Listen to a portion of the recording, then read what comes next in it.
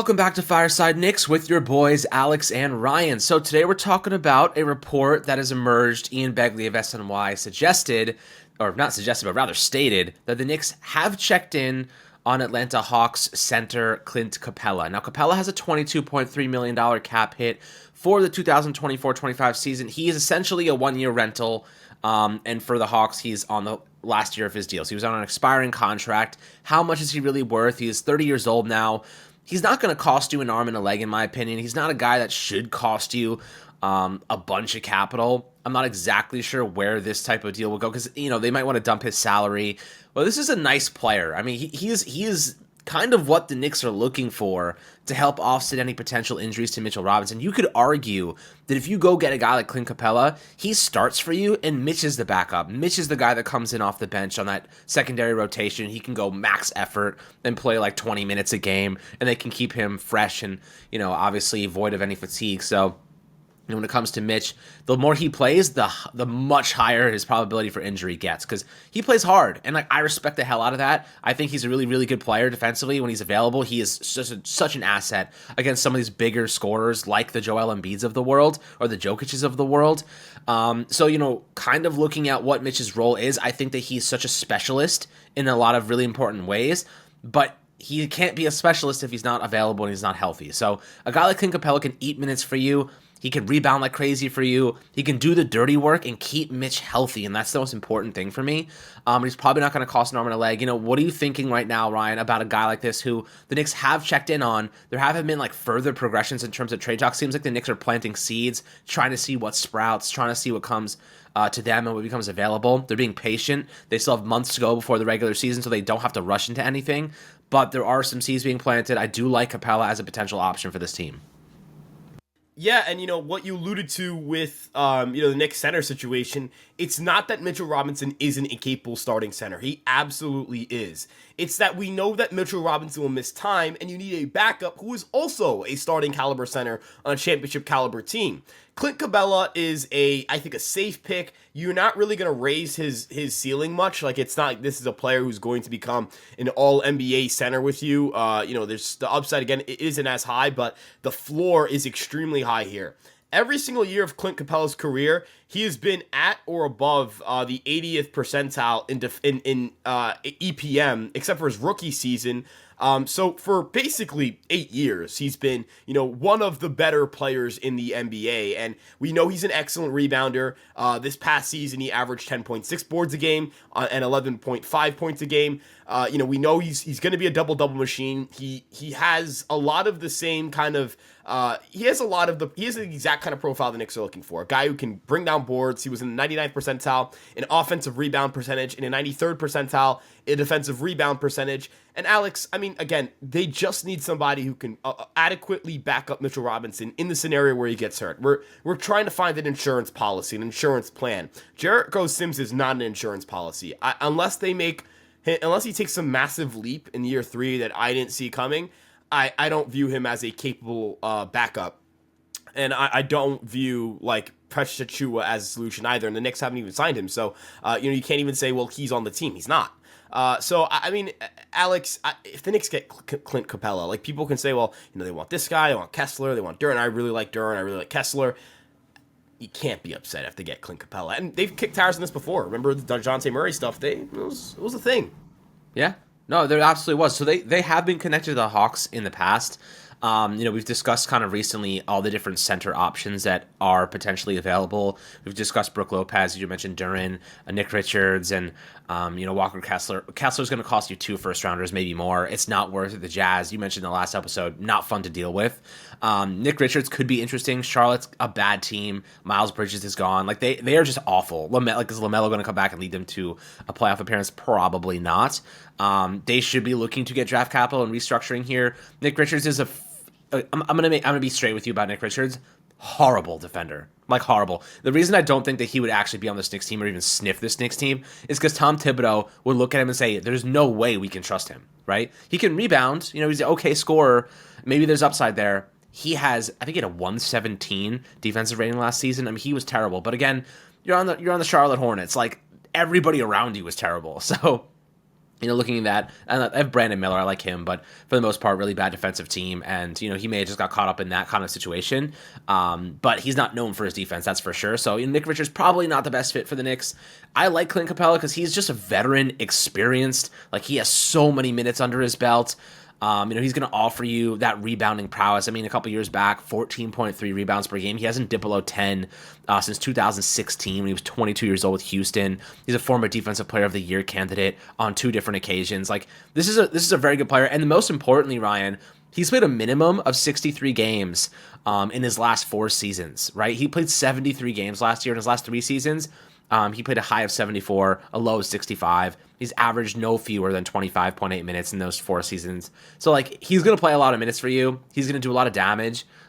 He's a perfect guy to mix in with Mitchell Robinson. Like, if you have Clint Capella and Mitchell Robinson, like, whoever one you want coming off the bench, up to you, doesn't matter. That's an embarrassment of riches, right? Both these guys, big men, they can block a lot of shots, rebound like crazy, and they can let Julius Randle be a power forward. They can let him play his offensive game. They don't need him just crashing the boards, playing this 5 role for no reason, as they've asked him to do in the past, and it just wasn't sustainable because he was out of position offensively at times on the transitions. And I just think, like, right now, like, I like Precious Achiuwa. I think that Nick should bring him back if it makes sense financially. On his early bird rights, that can give him a decent offer, but they want to stay underneath that second salary, like second apron, at $189.5 million. Right now they're under the first apron, so they're trying to keep below that. It's a really delicate balance in terms of the salary situation. But I'll ask you this, Ryan: 1 year of Clint Capella, are you willing to give? And look, the Houston Rockets, or rather the Atlanta Hawks, may identify the Knicks as a team that are desperate for a big center, and they may try to gouge us for more. I wonder what they would actually give for him. I don't want to give a Miles McBride for Clint Capella for 1 year of Clint Capella. I don't think that's worth it to me. I'm even like kind of on the fence about giving a first round pick for Clint Capella. I don't really know what I'd be willing to give. Maybe a couple of second rounders, like future second round picks. We just got a whole bunch back. Yeah, like a bevy of second rounders. Go get Clint Capella. I fully see what you're saying in terms of, like, I don't know if I'm willing to trade a premium, like, player. Jericho. Or premium. Give him Jericho Sims and a couple of second rounders. I mean, right? Like, you don't want to have to trade. Ideally. Yeah, like, you don't have to trade a ton for a rental and then end up back in this situation next year where you need another center and you just traded, for 1 year of Clint Capella, knowing you most definitely cannot re-sign him when he hits free agency because of, Randall's extension situation. Obviously, that would be the focus of next offseason. Whether he comes back or whether they go get another star, we'll see. That's down the road stuff. I also think it's important to know with Clint Capella, the Knicks, like, they're going to be closing games with Mitchell Robinson. When everyone's fully healthy, like, he's their primary center. I'm not sure anybody is available who is better than Mitchell Robinson, if that makes sense. Isaiah Hartenstein, I think Isaiah Hartenstein was better than Mitchell Robinson. If you want to argue, like, maybe Walker Kessler is, I would disagree. I think, Robinson, like, his body work, not accounting for injury. Like, when you're accounting for injury, maybe he's not as valuable. But when it comes to just on-court presence, I think Mitchell Robinson is the best player of the group of Capella, Kessler, and Duren. That just makes it so difficult to have a conversation about the center position because I feel like we're sitting here and it's so weird. It's just like, I don't know if there's a player as uniquely injury prone and good as Mitchell Robinson, right? Like, a guy where you're like, yeah, he's clearly awesome. Like, what he did in the postseason to Joel Embiid was unbelievable, right? Like, Isaiah Hartenstein was getting dog walked by Embiid, and Robinson wasn't. Robinson was hanging in there. Robinson wasn't just hanging in there; he was dominating. I don't know if maybe that was a defensive scheme thing. Maybe I think it was just small sample size variance, if you ask me. But Robinson has been unbelievable, and the Knicks have needed him most. It's just when they need him most, he's also sometimes not playing. So yeah, he just puts in so much effort, and I respect that. But I'll tell you this. So here's the alternative. The alternative to what the Knicks could do here, and I think this does make sense, right? If you go and you bring back Precious Achiuwa, he can double as a power forward / center. He's really like an in-between. Like, he's not a good shooter. He can throw down some dunks, play defense, put in some effort. He's a good rotational depth piece. That's really what I see. I mean, he's experienced, especially in the playoffs too. So you can trust him, right? We know what he can do. We like Precious. I like this guy, Dmitro Spetsenav, Ukrainian undrafted guy for the Knicks. He's right in the summer league right now. Really interesting player. If you haven't seen him much, check him out. He's been really good in 3 games in the summer league. So I do think that there might be a role for him if the Knicks do see that upside.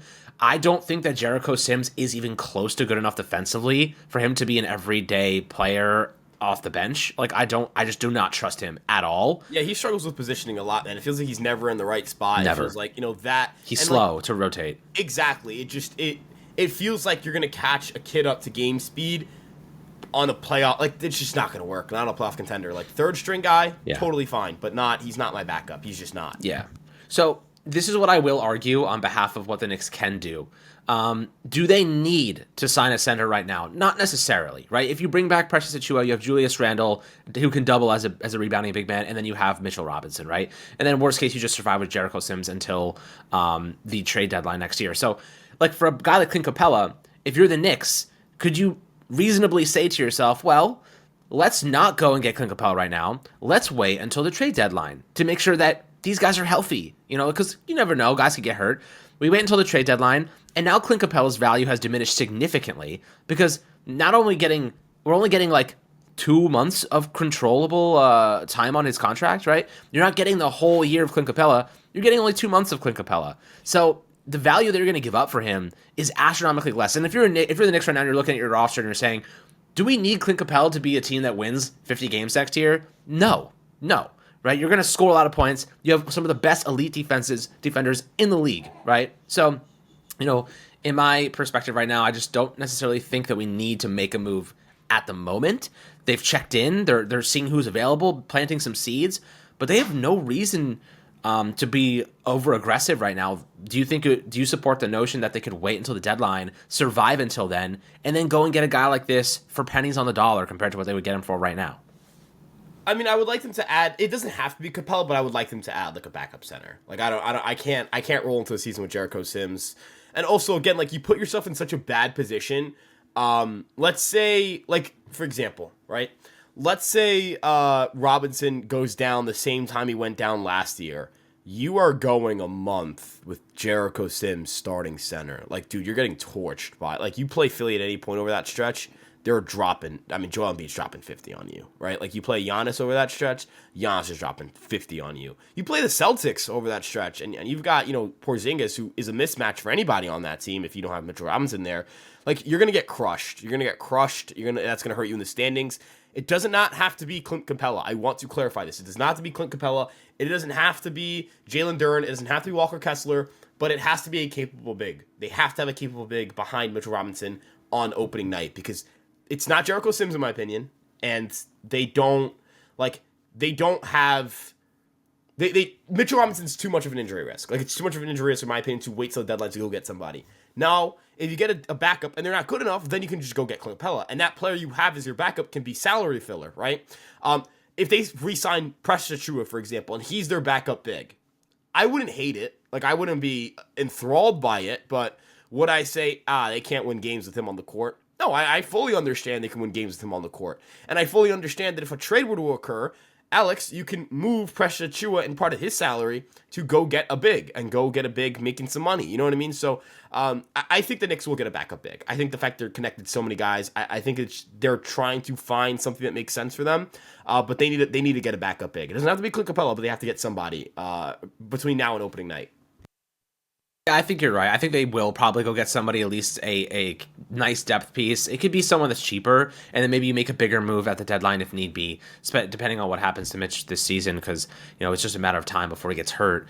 We just need him healthy for the postseason, really. So mitigating that fatigue, keeping him healthy, that's the priority number one at the moment. But yeah, so right now, I think this team. We have all the pieces. That's the last missing link. Clint Capella does make a lot of sense. If the Knicks can handle that amount of salary, that's really the big question. How do you open up the salary space? I could see them making an aggressive move like this.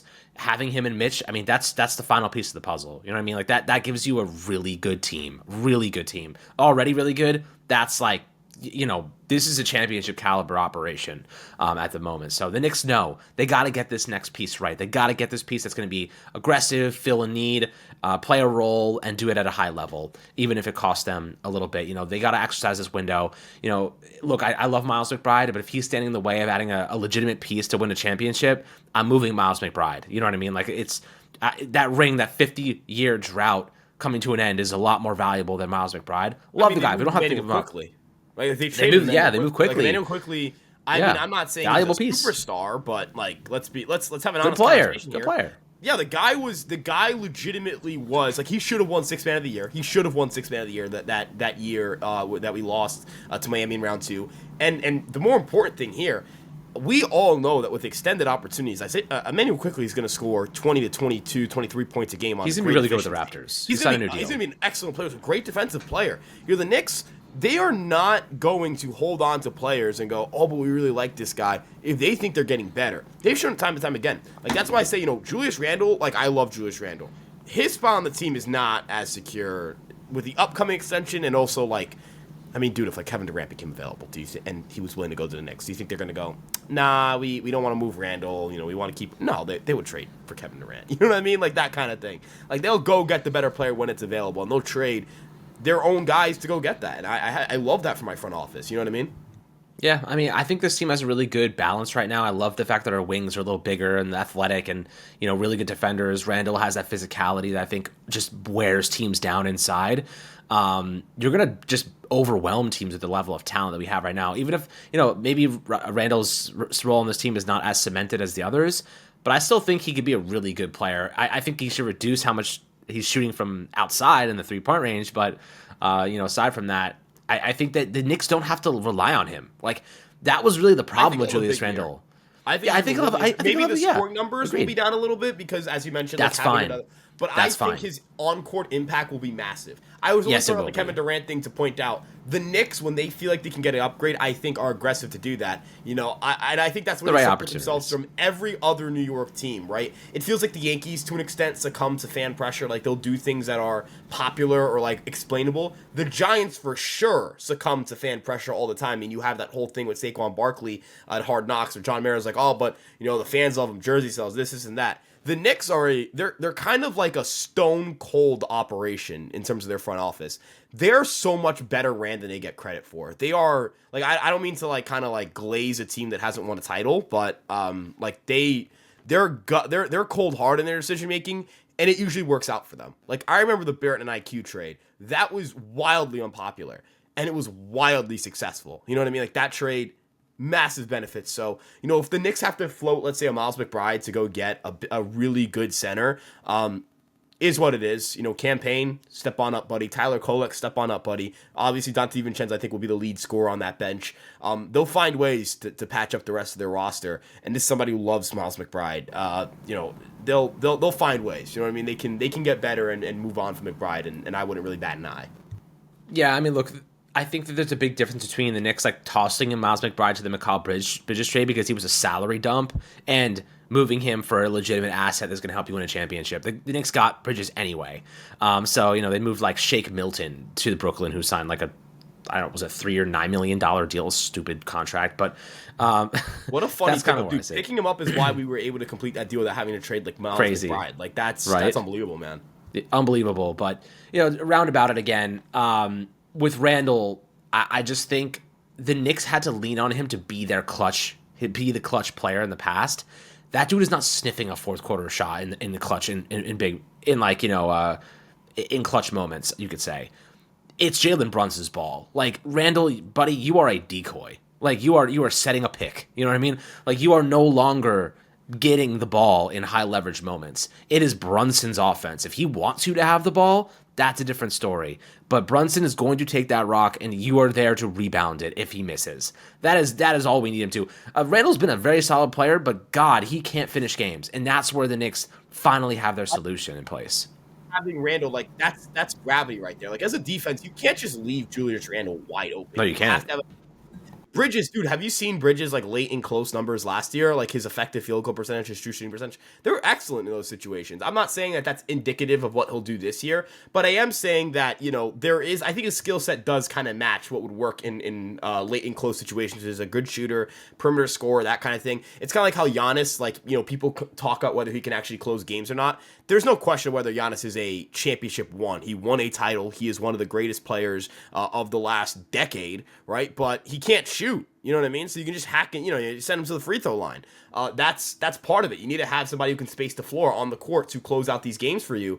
And I think Randall, like, he's going to draw gravity. They're going to leave. There's going to be a play, Alex, where they leave, where Randall has the ball and Brunson's going to get a catch and shoot opportunity. How many catch and shoot opportunities does Jalen Brunson have in the postseason? Did he have a single catch and shoot opportunity? Like, can you think of a single time where he's in the corner, they passed it out to him, and he goes, oh, he's got an open shot? That never happens. Or even Mikal Bridges having him being able to do that, right? Like, this team is really well set up to distribute the basketball efficiently and have multiple scoring options, and that's so different from last year. So no, Julius Randle isn't going to be the primary scoring option in late and close situations, but having him either A, distribute the basketball, or B, get an open look or a more open look than he would normally get because of the guys around him. That's what they were doing when they had that 11-game tear when Anunoby and Randall were both healthy together. Dude, it felt like who were you going to stop? Like, Randall will go for 30 on you, or Brunson will go for 30 on you. And it's you pick your poison. It's that kind of thing. You know what I mean? Like, that duo, I think, is already very good. I think with Bridges, that becomes a trio that offensively is going to put up points. It's kind of like having the Brunson, Randall, RJ thing, except Mikal Bridges is so much better at playing that RJ role than Barrett ever was. You know what I mean? Yeah, I mean, look, RJ's role was replaced instantaneously with OG. This team got a lot better, but, the Knicks have a couple, not even a couple, they have one need. That's it, just one. And it's just this backup center role. And honestly, it could be a starter and Mitch could be the backup. Like, I liked the Hartenstein starting, and I liked Mitch backing him up. I liked that combination. And listen, the Knicks aren't losing a lot in Hartenstein. Like, they're losing a lot in Hartenstein, but people are overrating his playmaking. And when I say overrating his playmaking, yes, he's a tremendous playmaking center, but the Knicks don't need him to be like that. Don't need a center like that anymore. You got Bridges, you got OG back, you got Randall, you got Brunson. You don't need your center to be this assist maestro, right? Like, you have the other players now to pick things up. The only reason he was asked to do so much in that regard is because the Knicks were playing with half their backups on the field, or on the court rather. So, it was a difficult situation. Hartenstein had to get really creative with how he was operating. But the Knicks just need a traditional center. They just need Mitch, good defensive centers, good rebounders. Brunson and the guys will do the rest. So I'm pretty optimistic about this team. Always happy to hear your thoughts below in the YouTube comment section. Make sure to like and subscribe as always. And we'll catch you guys on the next Fireside Knicks episode.